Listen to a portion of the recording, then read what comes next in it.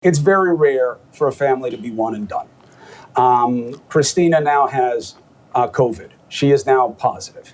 And it just breaks my heart. It is the one thing I was hoping wouldn't happen, and now it has. Yeah, well, look, it's something we talked about, right, when this first started. It's very hard for a person to quarantine in a home and other people not to get infected. That's why we talked about people who quarantine in hotels. They quarantine in a hotel room. The food for 14 days, the food that comes in, they don't even take the plates out for 14 days. I mean, you want to talk about intense quarantine, right? All right, today is Thursday, April 16. Current numbers, 2.16 million cases. Total deaths, 144,000 U.S. In the United States, 670,000, 34,000 deaths. If you look at these charts, it certainly appears that we're stabilizing, we're plateauing, and soon we'll start going down in terms of new cases. Yep. Did I hear that yesterday was like the highest day of deaths in the United States, though? So, it looks like this chart has been updated wildly. Are you looking at this? So, on April 13th, we had 1,500 deaths.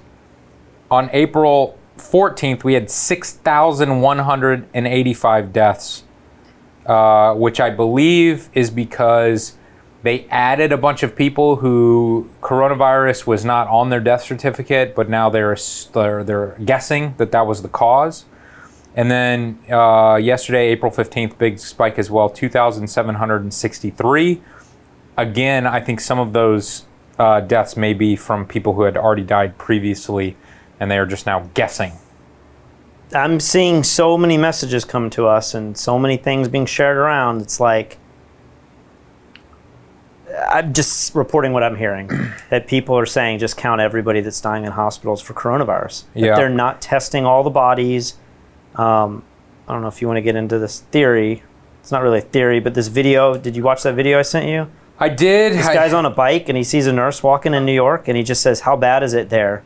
And then the nurse turns around and is like, "I don't know what the heck's going on," but they're just like inflating all these numbers, and I feel like it's against my Hippocratic oath. Are they overworking you inside there, man? I work down at Brooklyn. It's bad?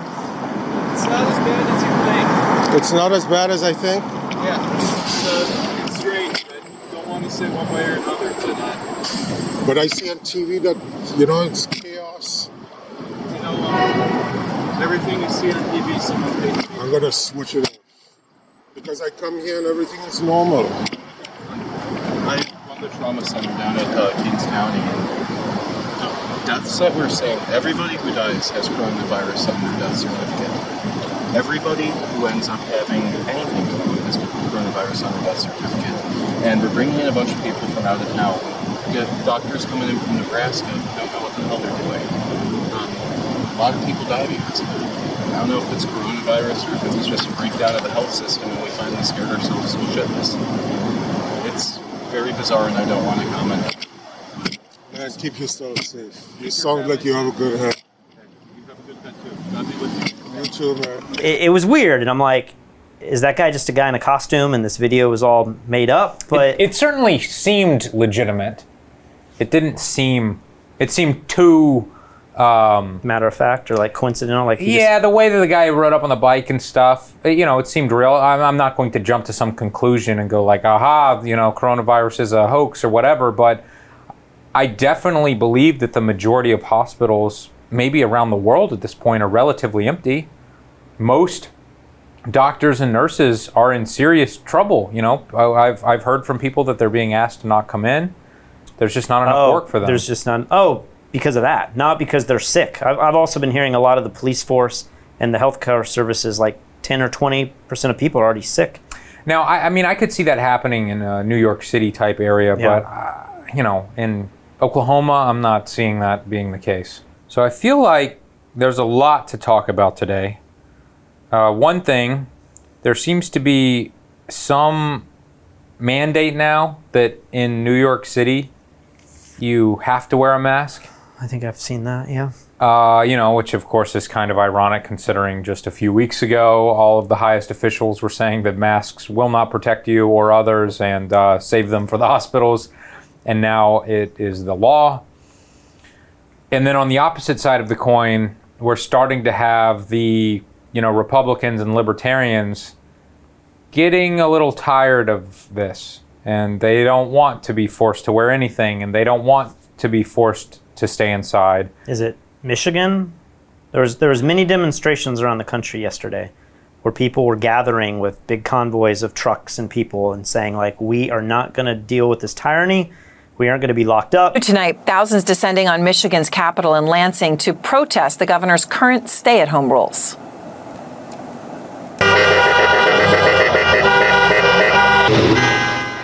Blocking traffic, honking their horns to protest some of the strictest rules in the country. Rules which include bans on all gatherings outside a single household, travel to in-state vacation homes, and the use of motorboats. Also, dramatic reductions in capacity for stores big and small. I truly believe that restrictions should have been put on the people that are sick, that are coming down with the illness. I truly believe that there are some people that are at a higher risk than others. Us people that are at a lower risk, I feel like we should have continued out our lives and continued working. I sympathize with that to some degree. I understand their fears. But I'm also on Twitter and I'm seeing all these like Confederate flags and stuff. It's probably like if you're for the Antifa movement, maybe there's like some stuff in there that you agree with, but then they start breaking things and catching things on fire and getting in fist fights and stuff. And wearing masks. It's like... Yeah, it's like, I don't know. I hate when there's something that's demonstrated that I feel like the seed of it is like noble or a valid argument. But then all the crazy people come out and you're like, why are there Confederate flags? And there's like racist like dialogue going on. I don't know if that's just like a very small percentage, but I think that's what a lot of Americans are worried about, is that how can the government tell me that I don't have the right to go outside of my house? And the argument that I've been kind of telling people is like, it's like you don't have the right to go into a theater and yell fire and say that's freedom of speech because you're putting other people's lives at danger. And I think people want to make that argument with this, that you're going out and you're putting other people's lives at danger, but you also have the right to just stay at home and protect yourself, right? Yeah. And so I kind of feel like it might be overreach for the government to tell us that you're not allowed to go out. You're not, like, if you want to open your business, I think you have the right to do that. And if people choose not to come to your business because coronavirus is going on, then you have the right to sit in your business and make no money. But to say that, like, you have to stay locked up in your home, where do you start drawing the line with that, Yeah, how long are they going to do this before? I mean, they could do it for a month, maybe 2 months. It's literally impossible to do this for 6 months or a year. People will freak out long before that happens. So I'm not sure what the answer is. But then, we were talking about your parents' dental practice. And on the other side of the coin, could employees have some sort of argument to say, like, listen, my boss is telling me that if I don't go to work right now, he's going to fire me. But he's literally putting my life in danger. I don't want to have to do that. Yeah. But at the same time, I don't think bosses should have some obligation to pay people not to work. Yeah. And but that's how the bill, the relief bill is written. That to get money from the government, well, that makes sense. You can't fire them. Sure, and I don't feel like we should give businesses free money for no reason, but what happens when you fire half your staff, but you only want half the relief to pay for the people you did keep? I'm pretty sure you're allowed to do that. You're allowed to do that. From what I have heard, and I'm no expert, but I thought maybe you had to keep everything the same that it was maybe February 15th, and that you couldn't lay off people. And like my parents, who could be misinformed, are saying things like you can't change their pay rate, you can't pay some employees more while you get rid of others, you can't demote people into being part-time. I don't quite know if all of that is true, but some of the quick research I tried to do, it did sound like you need to keep things as they were on a specific date. Yeah, I mean, I've heard that as well, but I thought the 2.5 times your monthly expenses could be changed proportionally based on Where you're at now. letting a number of employees go. That's what one video I saw. Well, this said. is a big debate that they're having. I guess yesterday I was reading an article about France is trying to shut down Amazon because there's whistleblowers coming out saying that Amazon, warehouses have coronavirus and it's not a safe condition to be working in. Yeah. And so talking to my dad, his concern is he's over the age of 70. He's at the age of retirement, maybe beyond the age of retirement. And he's just worried that well, what happens if this does only last 2 or 3 months and we start opening back up? What if he doesn't feel comfortable going in and seeing patients? And it's not just dentistry. This could be other medical fields. I mean, imagine if you're a therapist or something, or you're a cardiologist, like any number of things that you're not doing major surgeries, but you're still seeing patients in a very intimate way. Or if you're a restaurant owner, you may say I don't really feel like we should open up this restaurant quite yet. Are you allowed to say, well, we want to continue with the stimulus? We feel like we're not ready to open yet, whereas other jobs could open, And then we're back to the same idea of if you pay businesses enough money to not open, they'll just continue to stay unopened. Yeah, and it's just more and more wasted money and no production. Somebody on YouTube in the YouTube comments yesterday was very nice, but they said, Lee, I think you're wrong that we were making the argument that if we pay families potentially close to $50,000 a year with this new proposed bill, that they will be incentivized to not come back to work. And he was like, I think I disagree with that. I think that the average person enjoys working. They find it to be fulfilling, and they would come back to work for even less money. And I wholeheartedly disagree with that. I feel like, of course, there are some people who love their jobs.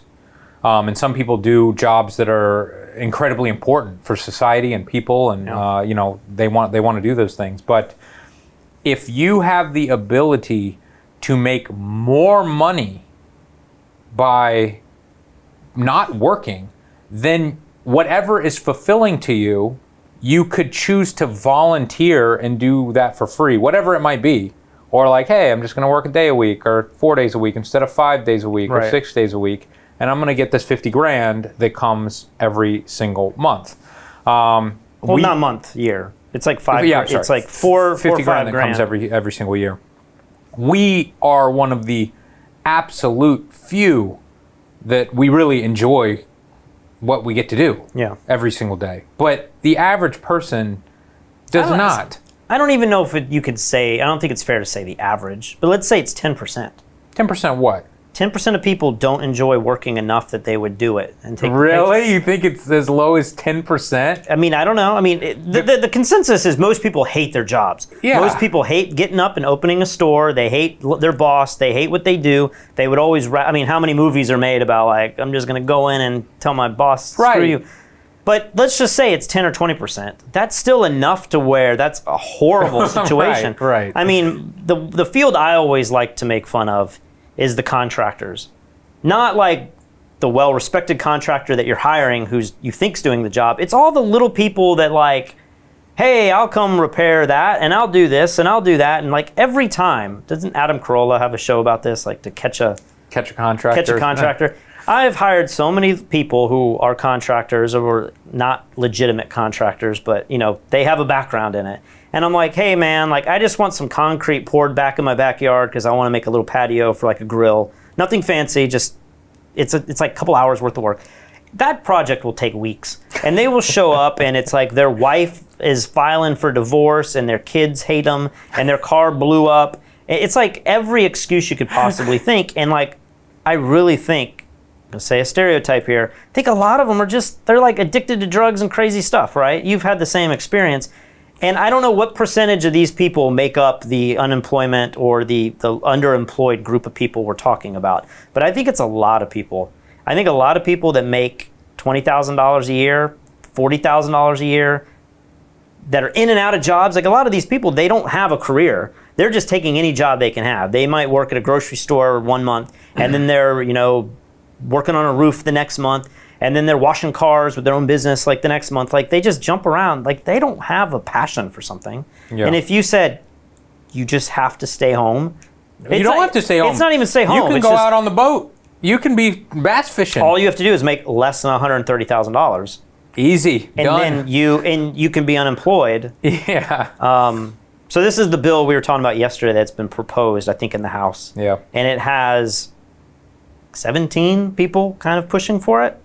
And I think we might have, we were speculating some things yesterday that I don't think were true. I don't know. One of them was that it would not end until unemployment got to the same levels it was before. Yeah. But there is some weird calculation of it needs to be like 60% of some employment number, which, feels like a negative feedback loop where it's just like if people are like, I'm not going to work because I'm getting the money, they're going to not get off the unemployment list. And therefore, how do you encourage people to get off to get to the number to end the program when that number is incentivizing the whole program to begin with? Yeah. It seems crazy. Well, speaking of the pushback, usually from like the conservative side of people who are Pushback of what? Pushback of all the quarantining and stuff. Oh, okay. Tucker Carlson had, I believe, the governor of New Jersey on last night. Did you see this? No, I don't watch Fox News. And I feel like Tucker is capable of making a decent point, but he does it in such a douchey way. But basically, he starts going at this guy because, churches have been shut down and national parks have been shut down, but liquor stores are still essential businesses and everything. And this governor, I think he did a great job of just, remaining friendly and answering the questions and everything. And it makes me mad. It's the same thing I mentioned in another video. The media is always trying to get Trump to say something that they can put in a headline to get more clicks or whatever. And so it causes all these politicians to just lie and not really say the truth because they don't want their name attached to some headline. So they just say meaningless stuff that, So they go back and forth and Tucker keeps pressuring this guy like, what scientific reason do you have for allowing blah, blah, blah? And like the answer seems so simple to me. It's like, listen, man, we're all stuck inside. It sucks. Some people like to have a drink. It's not that dangerous to go into a liquor store and buy a bottle of your favorite liquor. But going to a church with 300 people for hours at a time, we see that as a little bit more dangerous. Like, Tucker is not really going to allow the governor to say that because he's being so combative. Yeah. You can tell that like it's not a safe place for the governor to speak freely. And then the governor just has to give these PC answers, which aren't really fulfilling either. And I just wish we could be a little bit like more constructive and less, what's the word I'm looking for? Aggressive with all of these conversations and arguments and everything. Why can't we just be reasonable on both sides? So you made that decision, and as I noted before, 15 congregants at a synagogue in New Jersey were arrested and charged for being in a synagogue together. Now, the Bill of Rights, as you well know, protects Americans' right, enshrines their right to practice their religion as they see fit and to congregate together, to assemble peacefully. By what authority did you nullify the Bill of Rights in issuing this order? How do you have the power to do that? That's above my pay grade, Tucker. So I wasn't thinking of the Bill of Rights when we did this. We went to first of all, we looked at the data and the science, and it says people have to stay away from each other. That's the best thing we could do to break the back of the curve of this virus that leads to lower hospitalizations and ultimately fatalities. And I'm not contesting that, though. I think I do think there's a debate. This is a rolling conversation because we're learning new things every day, and nothing is settled at this point. Understood. But I do want, since you are an elected official, a leader in the government, an executive, how do you have the authority to order something that so clearly contravenes the Bill of Rights of the United States, the U.S. Constitution? Where do you get the authority to do that? Well, here's the thing. We know we need to stay away from each other, number one. Number two, we do have broad authority within the state. And number three, we would never do that without coordinating, discussing, and hashing it out with the leaders, the variety of the leaders of the faith in New Jersey. We are among, if not the most diverse state in America, so we're used to that. I'm sure that you talk to every rabbi and priest, but there's a deeper question here, and I'm just going to ask you one last time because I think it's important. I'm sure you've thought about this. You can't just, as the governor of a state, tell people who they can talk to when and where, because the Constitution of the United States, upon which all of this is based, prohibits you from doing that. So you clearly decided that you could do it. Did you consult an attorney about this? Did you? I mean, because this is a legal question as well as a medical one, isn't it? I don't go to the men's room without consulting an attorney, so I guarantee you we did that. But I'll give you an example that was not related to the synagogue. I called up Cardinal Tobin, Cardinal Joe Tobin in Newark. There are 5 or 6 archdioceses in New Jersey. It was coming up to Easter and Holy Week in particular. And I said, listen, I'm really concerned about drive-through Holy Communion, because we had heard some stories about priests who unwittingly had the virus and unwittingly passed it on to parishioners. And he said, we're not doing that, I promise you, and I'll confirm that with my fellow bishops. That's not denying someone their right to worship in any way, that we have to find a different way to worship. I think that's the point. God bless America. Yeah, government's not allowed to tell people how to worship just as a sort of factual matter. I don't know. I felt like Tucker was making a fine point, but he was doing it in an asshole way. And then it just, the liberals watch it and they're like, now we hate Fox News even more. Yeah. And the Republicans watch it and we go, look at this guy. He hates Christians. Now we hate the Democrats more. It's just like perpetuating the insanity. I saw a funny video that I've in our first week of this podcast, I showed some diagram that said, if people all continue to go to a centralized location, it kind of defeats the point of the quarantine, because everyone starts catching the virus at the grocery store. Okay. Somebody made a video where he, out of hula hoops, made a 6-foot diameter social distancing field. And when you see how big, it's like from here to the edge of the couch. It's like no grocery store aisle is wide enough. Like grocery store aisles aren't 12 feet in diameter. Sure. And so he's walking around and bumping into people, and he's got his buddy who stays right outside, and they're trying to do a campaign on what social distancing should look like. Well, this is what social distancing looks like. Dan Coonley of Rockford has created a magnificent device, as you see behind us, in order to show people what 6 feet of distance really looks like. The social distancing is 6 feet. I always thought, do people realize how far 6 feet really is? And I was just like, man, we're screwed. Nobody is keeping that distance. But I think the hope is that you don't have to keep that distance with the mask. The mask closes the... Well, of course. It's not like doctors are keeping 6 feet of distance between them and their COVID patients. Yeah, but say you're using the masks, because we've been debating now if the dental mask that I have, how penetrable is the virus to that? Because they always show all these other masks, the surgical masks and the N95 masks. I've never seen the dental mask, and my dad's convinced now that the dental mask that I've been wearing doesn't help much at all. But if you're wearing a mask, but somebody else isn't wearing the mask, you still need the 6 feet. I would see where your point is true if you both had masks and you're both coughing into the mask and it's not able to go airborne. But if you have a mask, especially one that's not totally restricting the virus from entering, and somebody else is at the grocery store coughing, you definitely want the 6 feet. Maybe some people would argue it's more than 6 feet, especially if it's suspending in the air like we saw. But I just thought it's kind of an interesting point. Another thing that we should talk about is that last night, my mom was freaking out that they have applied for the SBA loan, but they filled in some number wrong. Maybe they were supposed to use an EIN number or a TIN number. I'm not even sure what that is. But instead, they were told to use a social security number that was used to register the business. And so they found out a day or two ago that their application is still being processed, but that it wasn't done correctly. And because they updated it, it was now pushed to the back of the line. So my mom calls me freaking out that Fox News is telling us that the money's going to run out tonight. And I'm like, is it really? And then sure enough, I look into it. And this morning at 9 a.m, the SBA loans, the PPP SBA loans are totally defunded now for the small business portion that is forgivable. And I'm now seeing friends of ours that are photographers saying, oh my gosh, I finally got my loan in, my application in, but there's no money left. Another thing the president is upset about is this end of the money for this small business program right now. The administration had a new small business program. The money ran out. They want a deal done by Congress, and they want it done today. CNN's Phil Mattingly is with us now to talk about that. Phil, the administration says the money is gone. Give us another cash infusion. But the House Speaker, Nancy Pelosi, says there's some other things I want in exchange, right?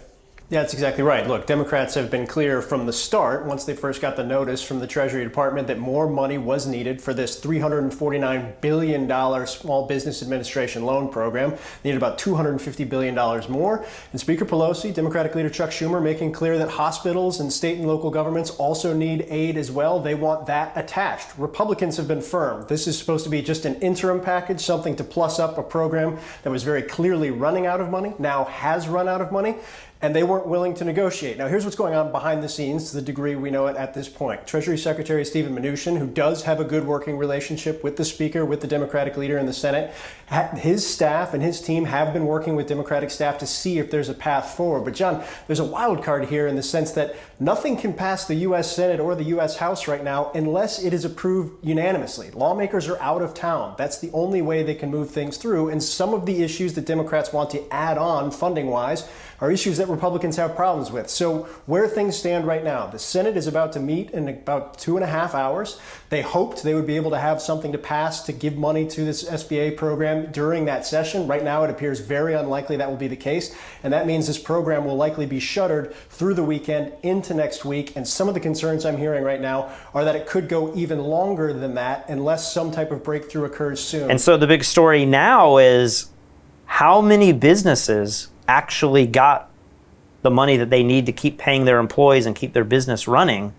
I've heard of so many people who, like the majority of people who have applied have not gotten the money yet. Yeah, so I think I read that 1 million small businesses have gotten the loan. But you're thinking 1 million businesses? I mean, how many there millions of businesses are there in the United States that need this kind of support?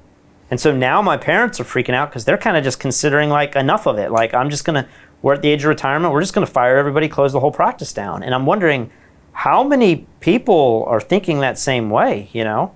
Or if you're in a business where if you're an entrepreneur, maybe you're like, I'll just close this business down and I'll wait a while and not bleed the money out. And maybe in 6 months I'll open up something else. But how many real businesses are being lost? And then on the other hand, when is Congress going to get together to actually approve the next stimulus bill?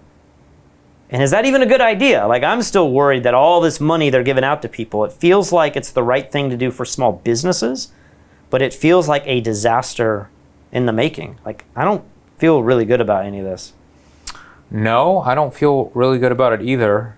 Someone recommended in the comments yesterday that we have your father on as a guest. My dad being on the show. I think that is a brilliant idea, but you've been pushing back a little bit. My dad loves to ramble on. Maybe I like to ramble on. It's been said in the comments. It's been said. And he is full of all these conspiracy theories as well. And he's ex-military and he is Republican. And he and I agree on a lot of things, but we also butt heads a lot. Like I was arguing with him about Trump last night and stuff. But I just think editing my dad would be a nightmare because he can tend to go, like, I talk to my dad. I hope he's not watching. I talk to my dad every now and then, and I just have to mute the phone and just let him rant for 20 minutes, like 20 minutes. And then I like come back on. I'm like, yeah, okay.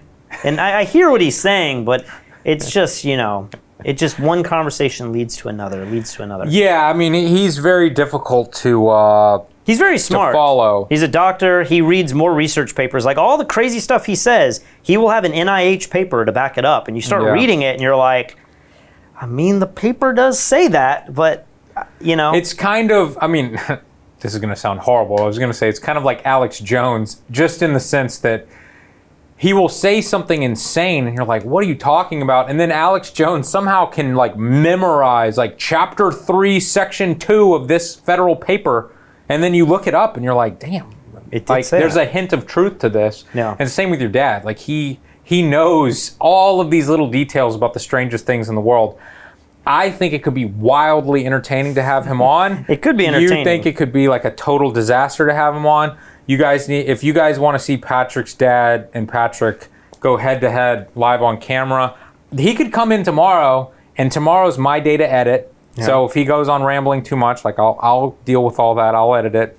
But if we get enough, I guess too, what I'm also worried that like I don't want this to become a political channel. And I think you and I do a really good job of, sometimes we balance each other out. Sometimes we're on the same side. But we try to look at things from all points of view. I mean, we have videos, somebody was upset that we're like bashing Trump. But then I'm like, we praised him in this part. You know, like we do both. So I just feel like my dad probably wouldn't bash Trump at all. And then people would be very upset, like half our channel would be really upset. And I don't know if there's a counter for that. I don't want to make this channel about politics. I mean, it doesn't have to be. It could just be like conspiracy time with Patrick's dad. And he could be talking about where the virus came from. And see, what I'd like to talk more about is the business. And unfortunately, my mom runs the business. So if I asked my dad, how much is rent? And how much are you guys willing to spend before things are worth not pursuing anymore? And what did you do with your employees?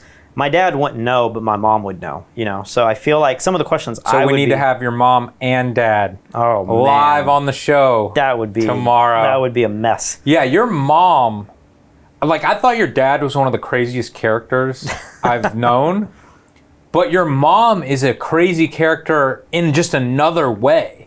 Your mom's just like fiery and angry about everything, and then your dad like just you'll think that they're both having a conversation about like, yeah, and this person did this and I'm mad about that. And then your dad's like, did you hear aloe can make you live forever? And you're like, what's this conversation about right now? What are we talking about?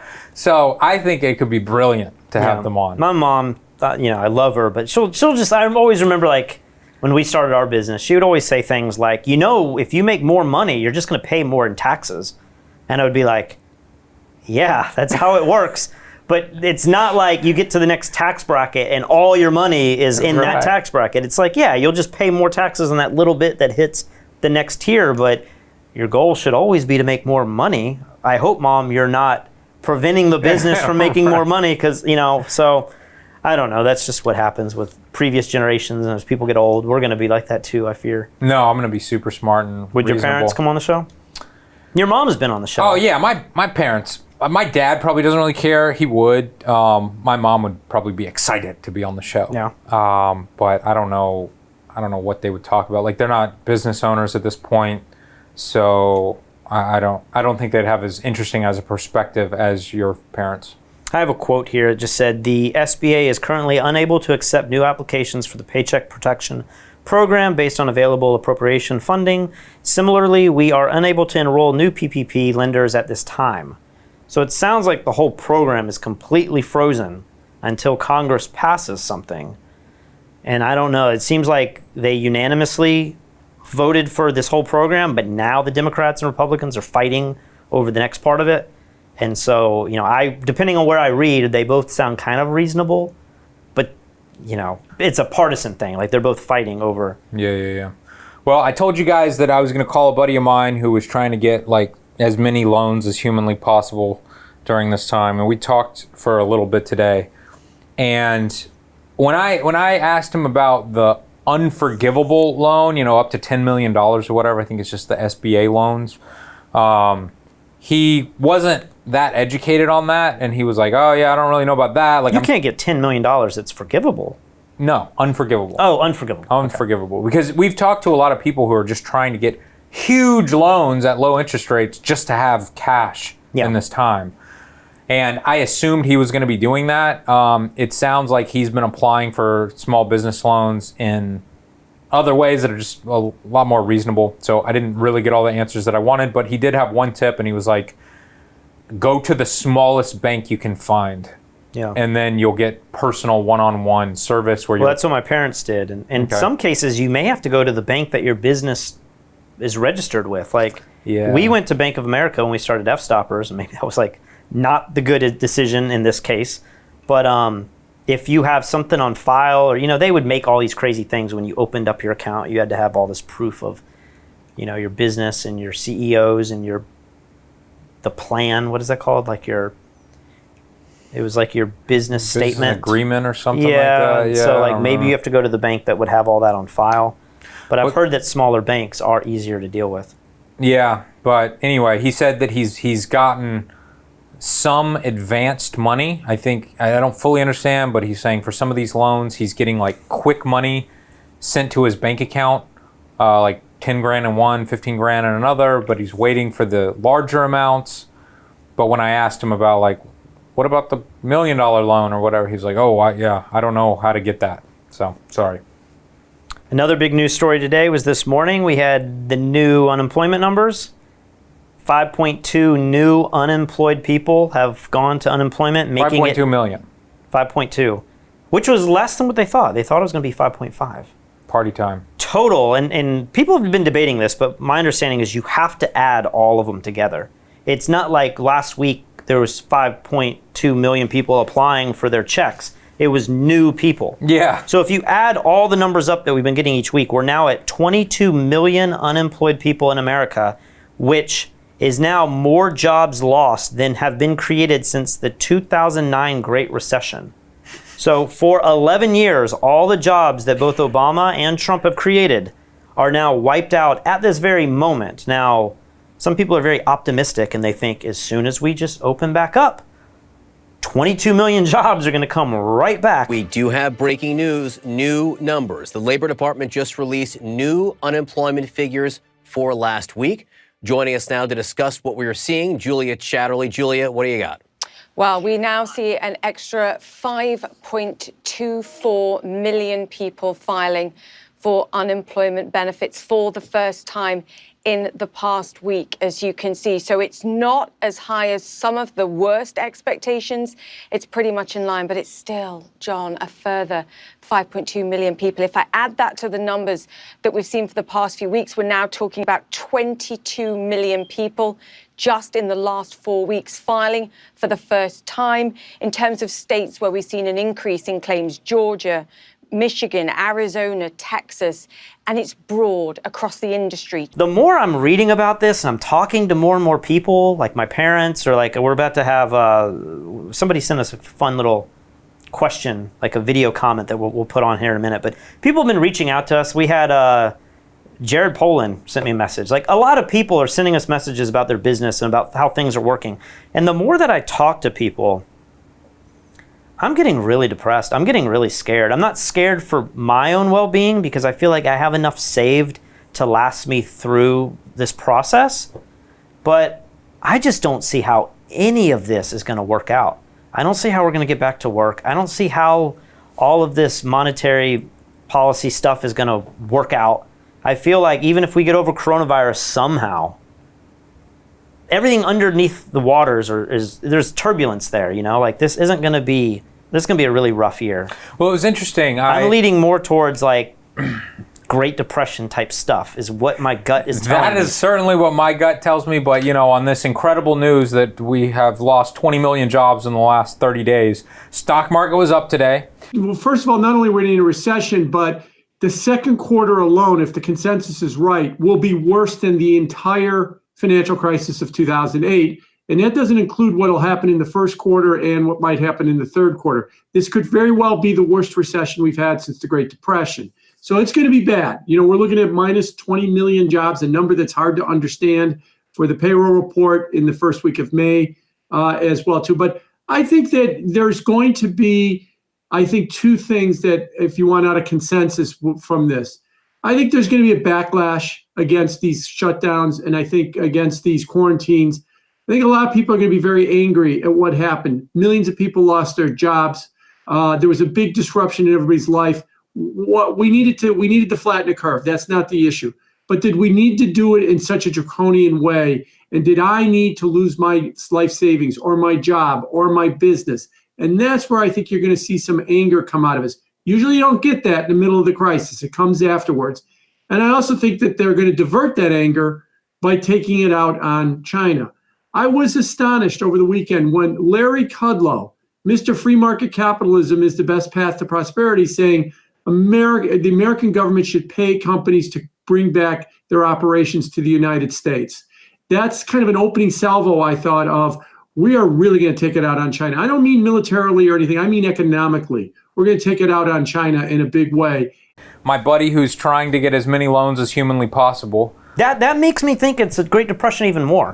The more the stock market does crazy things, the more I'm like, man, the big companies, that somebody's manipulating the system, and this is not going to end well. Like, it doesn't make any sense. Well, my buddy, he was the first person I've spoken to who was like, oh, like everything's going to be totally fine in a few months.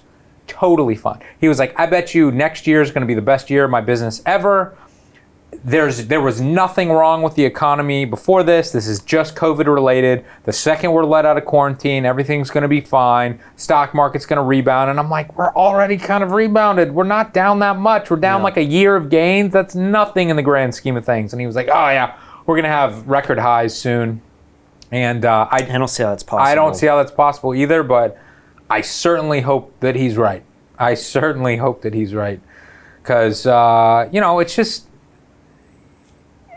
yes, I have been planning for a recession for a long time. I've been holding cash, just kind of waiting to get into the market. But if I missed that already, and we hit 30% down a few weeks ago, and now we're just on the way back up, I am totally happy to have missed out on those gains, to know that the next 5 years of our lives are going to be good, and our friends are going to have jobs and money, and we can still have a good time, and I can go back to Disney World, and we can just live lives that are good. It's not worth making a little bit of extra money to know that we're about to go in a depression that could potentially last years. A decade. Yeah. But when I hear people tell me that they're trying to borrow as much money as possible to throw it in the stock market because everything's totally fine, I'm like, this sounds like it's the Big Short. Worst thing imaginable. This is like a little section in the Big Short, and they're like, the market's crashing, we're in a bubble. It doesn't feel normal. And then I'm talking to my parents, and they only have one investment property outside of their primary home. It's in Destin, Florida, and they're telling me that everyone in these condos, none of them have these units paid off, and that they're all starting to not pay their rent, and then that trickles down to where you're not paying your HOA. And in these big buildings, when you don't pay your HOA, you can't provide the security, you can't have the front desk running, you can't have the pools cleaned, you can't have the elevators that run up and down. And you've seen these documentaries on these timeshare things where everyone just fails to do anything, and next thing you know, it was the building that's the Planet Hollywood now. There's some awesome documentary on this. It's the biggest timeshare debacle ever. And it's you might still own your property there, but you have to walk 30 floors to get to your room, and you don't have the pumps to run the water up to your level. And it's you own this property that's worth nothing now. And I'm hearing my parents already talking about these meetings that are happening in these homeowners associations. And I'm like, these are properties I know very well. And it's not just their building, it's all the buildings in Destin. Yeah. And I'm thinking that's probably happening all over the entire country right now. Yeah. And I feel this churning, and I'm like, this is not gonna end well. But the media everybody just seems to be like, oh, yeah, it might be 6 months, but we'll get back. And I'm like, 20 million jobs, all these other second, third, fourth properties people own, all the Airbnb properties. It just, I don't know, man. I'm not feeling good about this. And everybody in my industry that we're talking to, very few people feel good about anything. And I'm worried that you said the line about, you don't know who's swimming naked until the tides go out. I think that's probably a Peter Schiff quote.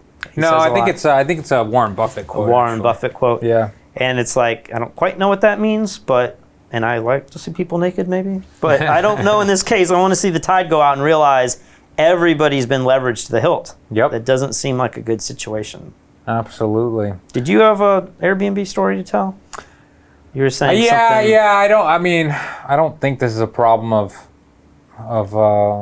people's privacy, but I've got an Airbnb rental, and we lost 100% of our bookings, right? Yeah. And all of a sudden, we get this lady who's like, "Hey, we want to book your house for I don't know how long." At first, maybe it was 3 days. Okay. Okay, no problem. She moves in. Then she says, "Hey, I just want to stay here the whole month." And I'm like, okay, this seems too good to be true, but okay. I think she says she's got some other house that's being renovated or something. I don't know. So she pays $7,000 to rent my house for a month. I'm like, this is awesome.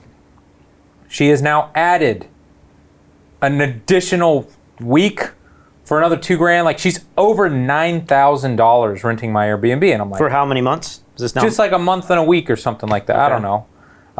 So I'm like, this is great, but it's a little weird that like somebody would be wanting to spend this kind of money, you know, in this. She's probably from New York. She has the COVID. She escaped. No, she lives in Goose Creek, which is like the Podunk area outside of Charleston. So it's even weirder. Like, what? Just, I don't know. But anyway, I have a Ring doorbell on my house that, you know, senses motion and records people on the front porch of my house. So I was like, I'm just going to check and like see what these people look like. And there's some weird stuff going on. They're like, the husband is coming and going all night long. Like, I don't know when this dude sleeps. I see her coming out on my porch in the middle of the night wearing like my bed sheets. I don't know. They're smoking on the front porch and stuff. So one night we have Ring here. Yeah. And somehow your house is connected to our house here. And so like I see that it rings at like midnight. So I just am like, let me see what's going on. Yeah. I thought your house might be empty. Who's at your house, you know? Because Ring is really cool. They make this community to where you can see people trying to rob you and get in your cars and stuff. And so the community on Ring is really nice. So I'm watching it, and it's this guy like looking in your window, and he's like, I can't figure out how to get in. And I'm like, what is happening at midnight at your house?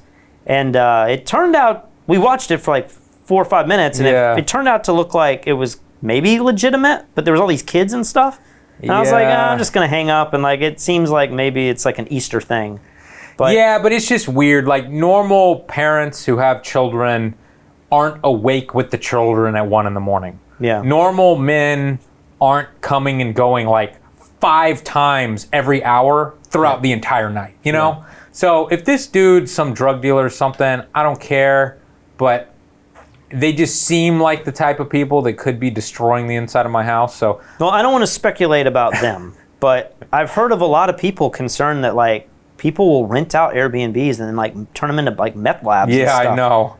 I know. So are you sending anyone over there? Yeah, I told my manager of the house, I was like, come up with some reason to go in that house and just look around real quick. I feel better because there's children in the house. I'm like, they can't be that bad if there's children in the house. But you might be really sad to find out that it didn't matter. Yeah, and I'll be really sad if I have to kick them out and return their money. Well, that's the question. In these crazy times, that might be the only money I make this year. As long as if your house isn't being destroyed and it's just aesthetically gross, they just have junk everywhere. Right, that's what I said. I was like, these look like dirty people, so I assume the house will be a wreck. But I've got incredibly expensive furniture and like antiques and stuff in the house. Yeah.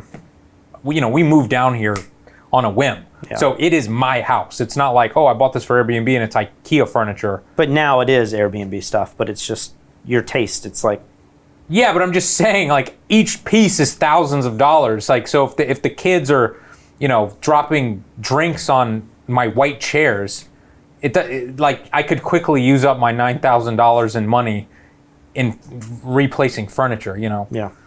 We got an interesting video from a fan yesterday. What's this dude's name? Shaddai. Don't know who he is, but very, very nice guy. Professional video, too. It looked really nice. It looks like he's obviously in the industry.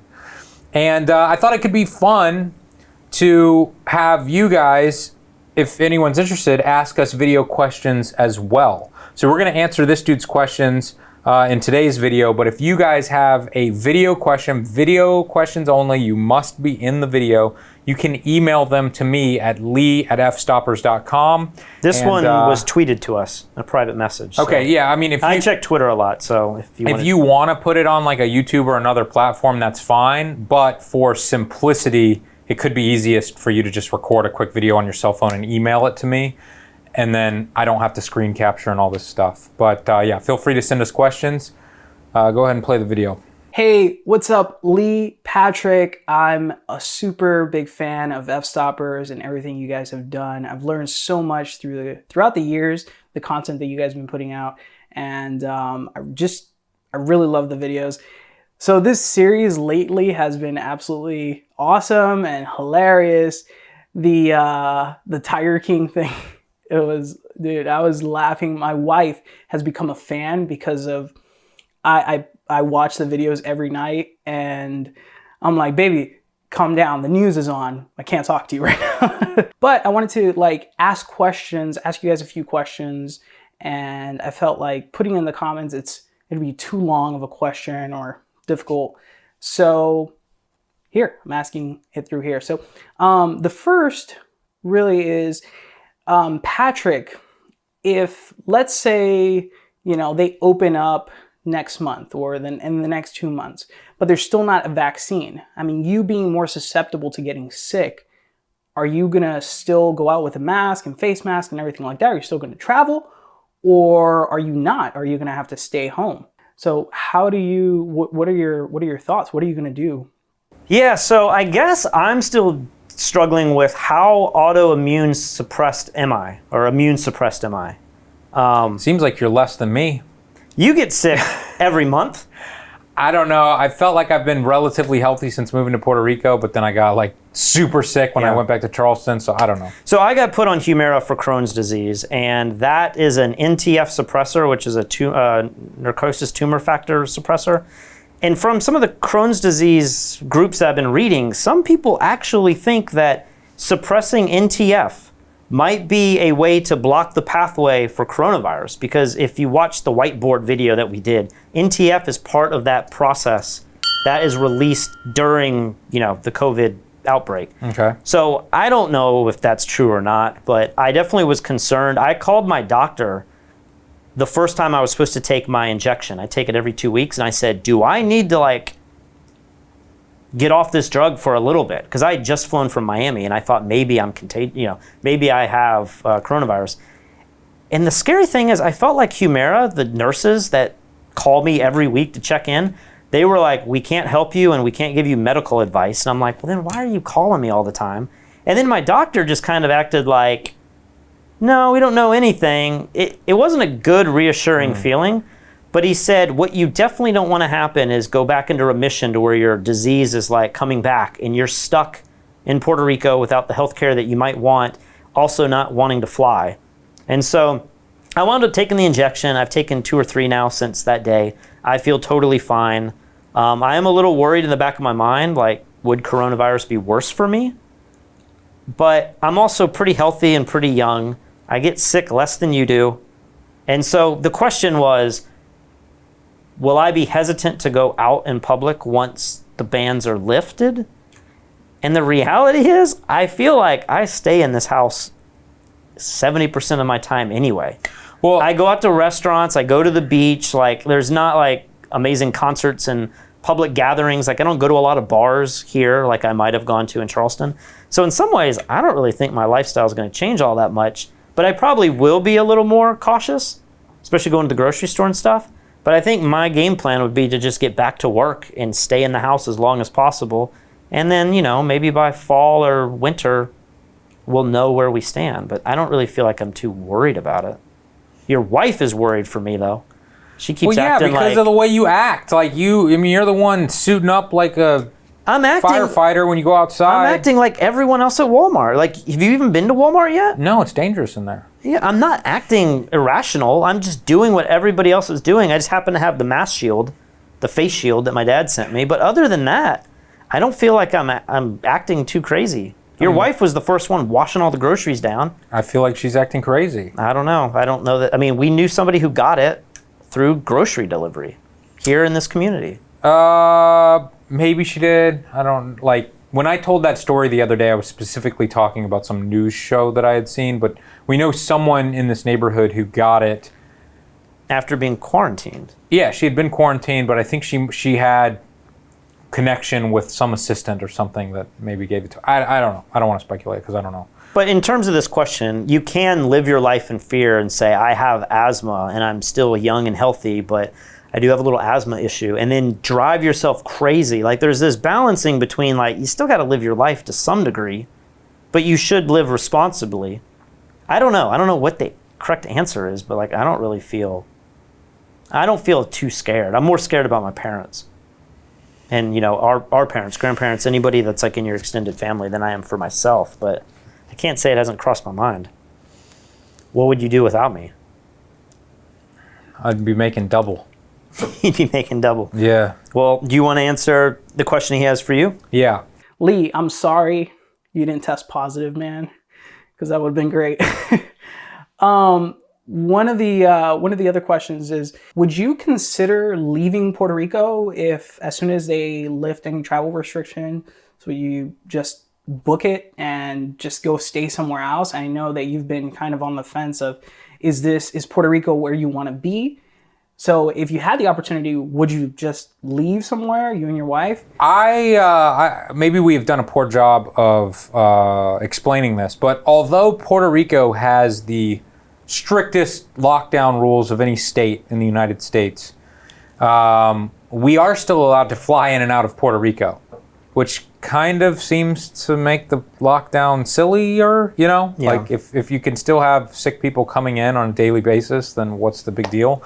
I had friends today actually who are flying back to the States for a few months, and they left today with their kids and dogs and everything, and so I was helping them pack.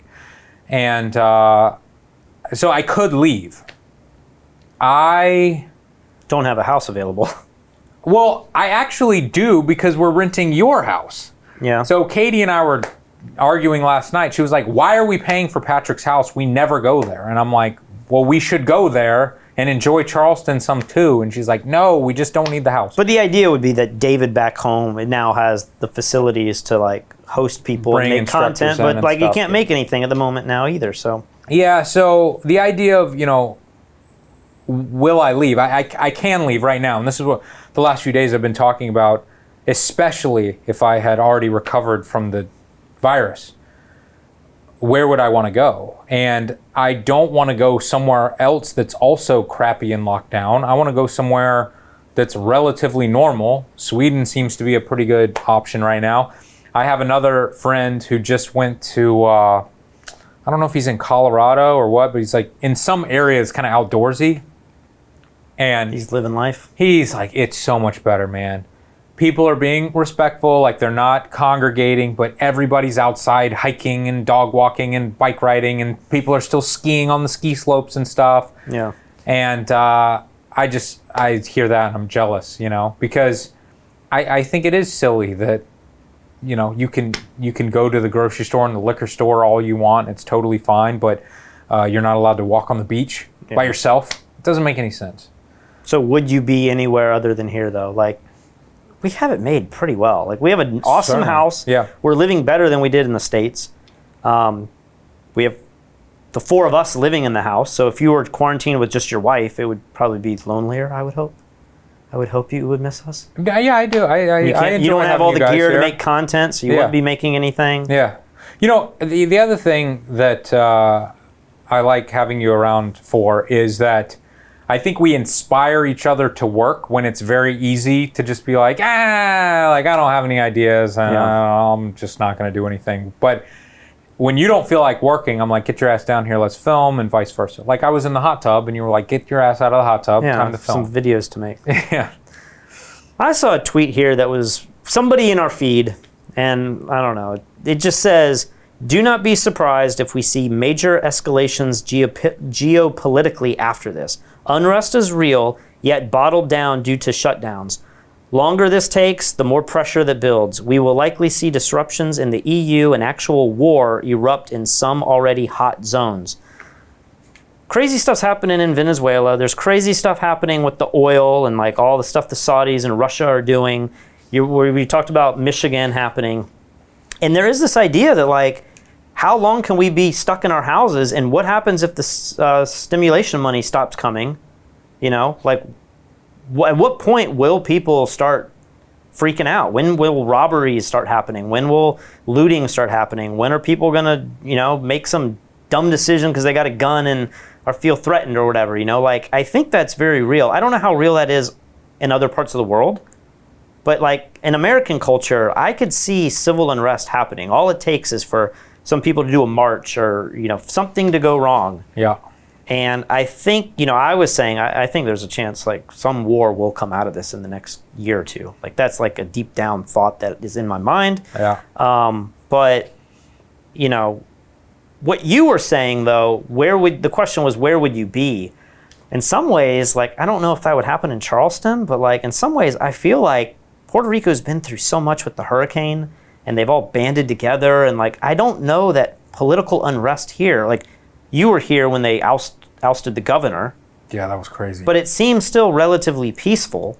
There's not a ton of guns and stuff here. There is some violence, like we talked about that before, but in some ways, I almost feel like maybe I would feel safer here. Whereas if I was in a big city and it really could go down, you know, like when you see the LA riots of the 90s, you watch those documentaries? Yeah, it's insanity. It's scary. It's like you see the helicopter shots and like a good portion of the city's on fire, and they have martial law there, and you got like the Chinese drugstore owners with their guns, and there's like, it's insane. And I just think that was kind of racially motivated, but I could see where this, I mean, I never put it past Americans to find a way to like totally go to war. And I just keep thinking, like with the election, the more this gets politicized, and I don't know that we've gotten there yet, but the more crazy stuff Trump starts doing and the stuff the far left starts doing, I can just see to where people don't have jobs, they don't have money, and suddenly there's like a boiling point. And that's a very negative way to look. But I'm seeing tweets like this, and I'm just thinking, man, it's not outside the realm of possibilities.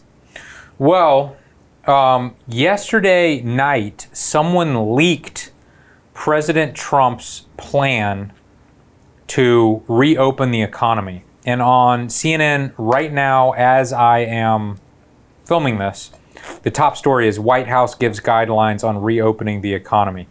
I'm sure this is what tomorrow's show is going to be about. We've already filmed a long time, so I don't think we need to get into this. But I have, like, my biggest criticism of, not my biggest criticism of Trump during this time, but one of my criticisms of Trump during this time is that he keeps just saying things like, we got to get back open. We're not meant to be locked down. We can't do this. Our economy was the greatest ever. We've got to open back up. We weren't meant to be like every single time. And I just want to hear, I agree with him. I'm not one of these insane white knights who's like, if one person dies, we can't open the economy. Like, are you insane?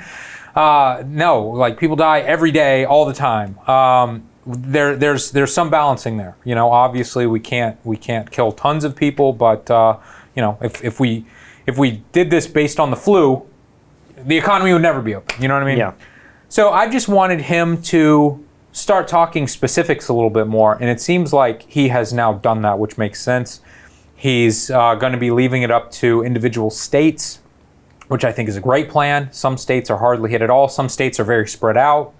Maybe. But this is opposite. Like, what did he say the other day that we didn't talk about? He said, I have like absolute authority. Yeah, absolutely. And he seemed to be saying, I, as the president, will demand everyone get back to work. But you're saying that's not what's in the game plan? I mean, I think again, the reporters were trying to like rile him up, and they were like, what if you want to open, but the governors refuse? And then he started saying like, I have absolute authority, which is insane, and I can't believe he would say that. And I have to be fair. Somebody on Fox News was like, can you imagine if Obama had said that?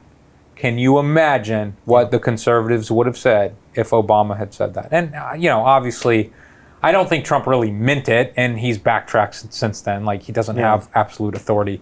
He was just saying that he has more power than governors. But I think he was just saying, we can't let the lockdown be worse than the virus itself. We can't have more people die from not working than we've had from this virus. I completely agree with that. But I just want to know details, you know? And I've heard of other countries are starting to open back up. Some countries are saying like, okay, young kids are going back to school so that the parents can go back to work. Here are some guidelines for working. Like, if you're going to be close together, maybe you have to wear the mask. But if you're not going to be close together, you don't have to wear the mask. We're going to suggest all businesses have the hand sanitizer near the doorway, or whatever it might be. Older kids, they're going to continue schooling from home because they don't need parent supervision during the day. They can do that. This is what's in the outline? This is what I've seen in other countries. Oh, yeah. I have not been that through the sounds like outline. Sweden, yeah. Which Sweden, just to say, starting to have some cases showing up there. But that's what you would expect, you know? Like, I feel like it's a very scary game what Sweden is playing, and I can't imagine it's the same game the UK was playing and then had to switch it. Exactly. So it's so easy for me as someone who's, locked down in my safe little house to go like, oh, Sweden's doing the right thing by not locking down. Yeah. But you can't just look now. Like Sweden's death rate per capita, I think, is beyond the United States at the moment. But you can't look right now. You have to look at the end of all of this, what the death rate was. And at the end of this, if their death rate is the same as the United States, but their economy is actually consistent and ours crashed to the depths of hell, then they made the right decision. They just had more people die at the beginning and we had more people die over a longer period of time. I don't know what the right answer is, but I'm excited to hear what Trump and the White House plan is overall. And I am excited and terrified to see what all of the news channels say. I guarantee you, Fox News is going to say it's brilliant, and CNN is going to say he's trying to kill Americans for his precious stock market. One last thing. I know you hate when I do this, but we have to talk about it. CNN sent out a tweet this morning. This is where everyone's like, the fake news. CNN sent out a tweet this morning saying, like, who does Elon Musk think that he is when he said he was going to deliver all these ventilators, and then he has not delivered on any of them? And then Elon himself responds to CNN with emails of all of these people in California thanking him for all the ventilators that he had sent them. Damn. I love Elon Musk, man. It pains me to short Tesla, but the truth is, I mean, I'm now way out of the money in that position, so Tesla got me too. I just feel like Elon Musk is the coolest guy currently alive right now, so I think that's great. Is it true that Elon has actually delivered Tesla ventilators, or he has just delivered the ventilators that he purchased? I'm looking at the emails now, and I don't know that he made new ventilators, because you saw the video of that. It wasn't ready yet. It was prototyped. It looks like he did give some ventilators to these hospitals. I mean, it has all these emails, It's interesting, but though. See, the CNN quote is the tweet that they sent out. 3 weeks after Tesla CEO Elon Musk said he had obtained more than 1,000 ventilators to help California hospitals treating patients infected with coronavirus, the governor's office says none of the promised ventilators have been received by hospitals. And then he responds directly to them.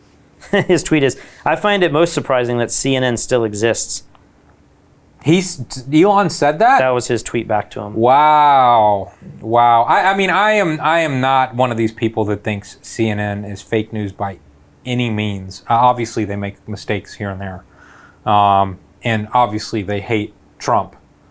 But I feel like, and maybe this is a biased statement, but I feel like Fox News is far more biased towards the Republican side than CNN is towards the liberal side. Do you think that's what everyone says. There's like a scale.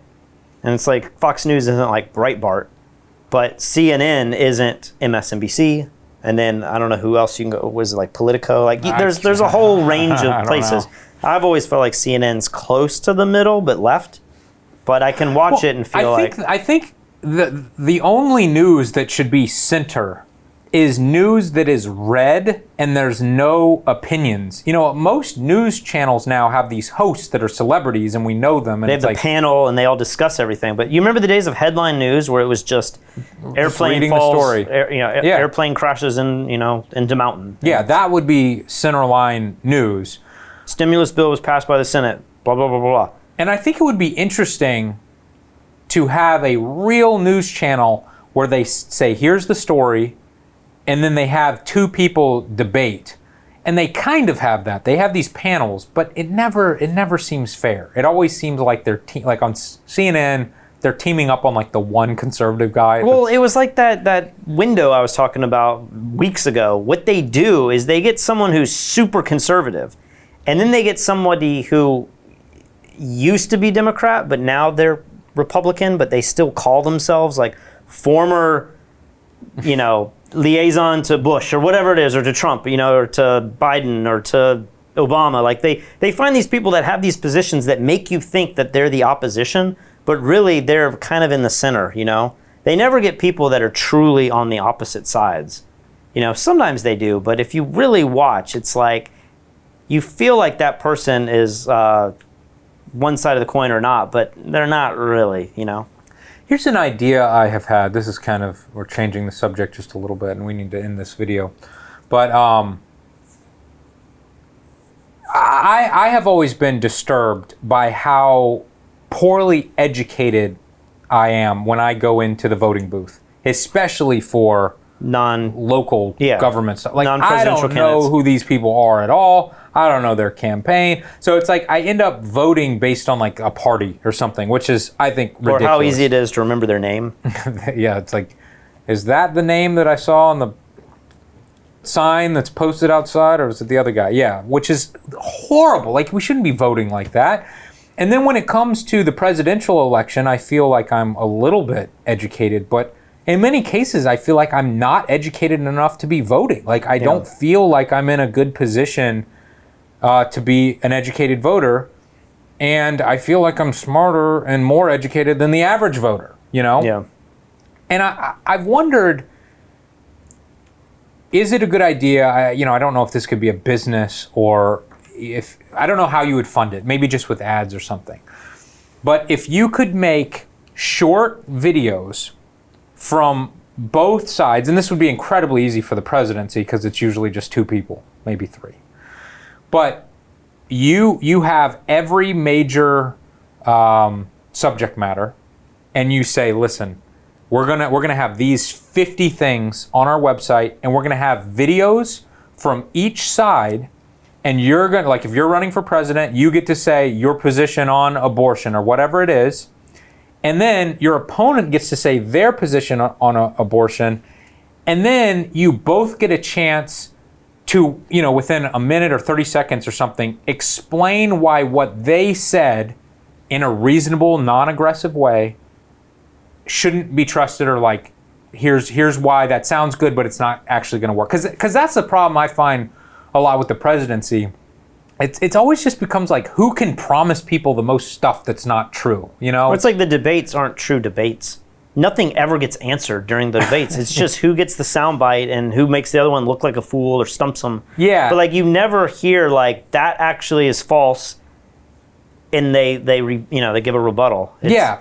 And so if you could have this website where you could say, okay, I don't really understand what's going on with the war with China or whatever that Trump's been going on, where he's been negotiating the trade deals and stuff. You hear things on Fox News and you're like, Trump's doing a great job, and China's been ripping us off. Like, we all know China rips us off with intellectual property. All, the physical products we make get ripped off in a few months. They're up on Amazon. We can't go after these companies. Yeah. Like, we know that's real. But then I'll turn to a more liberal station, and they're like, Trump is making a laughingstock of America. He thinks he's making these deals, but these aren't deals at all. And the tariffs that he's doing aren't taxes on China. Tariffs are what we pay in America. It's just more taxes for Americans. Yeah, the consumer's spending. And I'm like, that makes sense too. I don't know what the truth is. And if there was just a way to have both sides explain their position, and then maybe you could team up with PolitiFacts or whatever, and like, you could watch every single thing very quickly, fact check it super quickly, even if you just went to this website. And what, you had to do this the night before you went and voted? I mean, I hate to say I would always think, have like, to do anything. you ever take the quizzes, and maybe these are super biased too, and they're like not a good way of doing it, but like, if you didn't know who to vote for, or it was like, that's a good point.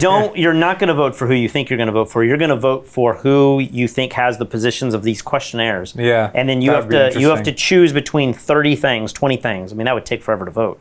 But it's always funny when I do the test, and it puts me on the spectrum, and I'm like, oh, wait, I don't even know who that candidate is, but that's who I align with? It's always interesting, because it's never the person I think I align with. Absolutely. Yeah, I always think that I'm going to follow with this candidate, and then it's like a candidate that maybe I don't even really like. Yeah. And not just as a person, but like, I didn't think I liked their platform, and then somehow I'm falling mostly in line with their platform. Yeah. It's very interesting. But anyway, I feel like it might...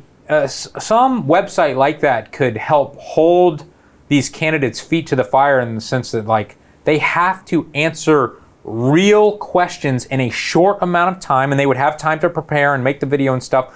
But when I'm very nervous that we're going down this path of just who can give people the most free stuff, that's who's going to win the next. Yeah. Or who do you find, in this case, who do you find the most entertaining? I mean, like, people were joking years ago that Kanye West was going to run for president, and I was like, I have no doubt that he could win. Oprah could win. Like, anybody could win. If you just got up there and were more entertaining, and you got people to be like, I'm not voting for Trump, I'm voting for fill in anybody. I think we're at that point now. That's horrifying. It is horrifying, but that's what Trump is allowed to happen. And I'm hoping it's just this one cycle. And if Trump wins or loses, there's not like another guy to follow in his footsteps. But that's probably, I think we're in a new place now. Like, that's, anybody can run for president if they just get the media behind them and get enough young people to say, like, I'm willing to go in on Kanye. I think Kanye could win. That's so disturbing to think about. Problem is Kanye now would never run against Trump. Because he's like buddies with Trump? Yeah, or something? he'd probably be his running mate or something in some weird world.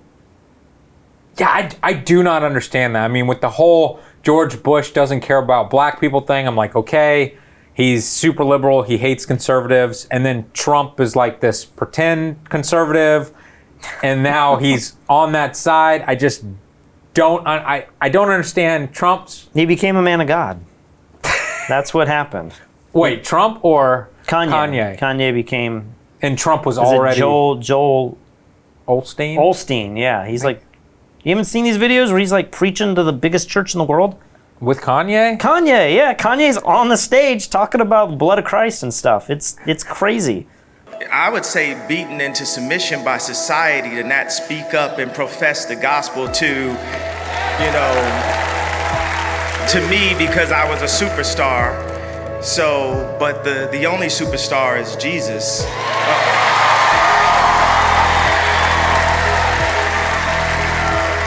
So as I sat there saying, you know, I'm gonna make a gospel album, there were Christians that were there that were not. Excuse me, brother. I go into these streams of consciousness when I'm talking, and when you're speaking in the middle of it, it distracts me. I really appreciate the support, but I would like for everybody to be completely silent so I can let God flow through me as I speak to you guys today.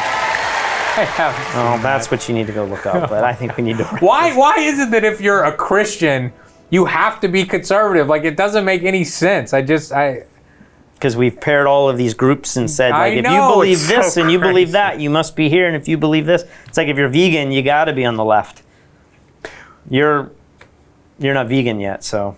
Well, no, I'm not vegan yet. But okay, we have to end this. But my last question for you, you know how there.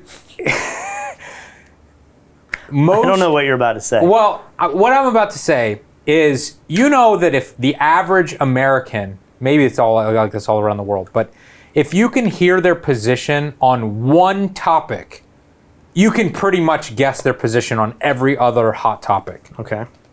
Like if somebody says, I believe in the Second Amendment and you should be you should be able to own guns. You know that they are anti-abortion, you know that they are small government. There's a very good chance they might even like Trump, like not just like have voted for Trump, but they're like, he's sticking it to the media. Like, you can just guess all these things. That's what I liked about Joe Exotic, I don't know where he falls. That's so true. Joe Exotic broke the mold. And to be honest, Trump broke the mold. He's on camera for decades saying he's a Democrat and he's totally pro-choice. Yeah. And then he just pretends to be a Christian and like, well, now I'm pro-life. I'm pro-life. Yeah. So Corinthians 2. Is that no? That's not what he said. Yeah, he said something like, it's 2 Corinthians, but he said I read the Bible all the time, like Corinthians 2. Oh, is okay. And you're like, okay. I've never heard anyone say Corinthians 2 when it's 2 Corinthians. Yeah. 2 Corinthians, right? 2 Corinthians 3:17. That's the whole ball game. Where the Spirit of the Lord, right? Where the Spirit of the Lord is, there is liberty. And here there is Liberty College, but Liberty University. But it is so true. You know, when you think, and that's really, is that the one? Is that the one you like? I think that's the one you like, because I loved it. And it's so representative of what's taken place. So my question to you is, what type of person politically is an anti-vaxxer? Ooh, this gets difficult. It does. It does. In this day and age. Because anti-vaxxer a month ago or 2 months ago was somebody who was very liberal. They were like, I'm not doing that. But now that there's this idea that vaccinations can like track us and that there can be something in the vaccine. It's like I'm hearing a lot of right-wing people being like, I'm not getting the vaccination for coronavirus because I'll be controlled by Bill Gates and the robots. So I don't know. Like, it's an interesting one. Yeah, it's weird because the liberal anti-vaxxers are like, vaccines cause autism. Isn't that what a lot of the liberal anti-vaxxers believe? But like, I don't know. There's no conclusive science behind that, right? No, I don't think there's any proof. Most scientific people would be for vaccines. Of course. But you tend to believe that the more educated scientific people are the liberals. Yes. So we have those people, but then, like you said, there's a new breed of anti-vaxxer that I'm seeing all over my social media now that is like, Bill Gates is trying to kill people. He wants to control our minds. Apple's going to have the chip that goes into the microchip that's in that vaccination. Yeah, the secret microchip in the liquid that, I don't know, survives off the energy of the body or something. I don't know. But it seems like a new breed. And I was just thinking that maybe this is what we need to all come together. You know, there's been a lot of heat and we feel more divided than ever, liberals and Republicans. Well, my thought is, not to just open another can of worms, but because the virus went from China and didn't come from China to America, like you would have thought, it went from China all the way around, I think maybe there's a case for flat Earth now. That the virus couldn't have come from China to America because they're on opposite sides of the flat Earth map. How do you like that one? Makes a lot of sense. You just blew my mind. You just blew my mind. Yeah, I don't know. Think about it, guys. Think about it a lot. Spend your whole night thinking about it and leave us a comment. Yeah. And if you want to get on the show, you got to leave us a video comment. Yeah, send me the video to lee@fstoppers.com. We will see you tomorrow. According to an internal email obtained by the Los Angeles Times, and I'm sure you know about this, your office said this pandemic could stop large gatherings like concerts and sporting events until 2021. Is that in fact the case, Mayor? That is. It wasn't a secret plan that got leaked. I was asked my opinion by some of my general managers who run our large departments. But as Mayor de Blasio said, as I think Mayor Cantrell has said in New Orleans, it's difficult to imagine us getting together in the thousands anytime soon.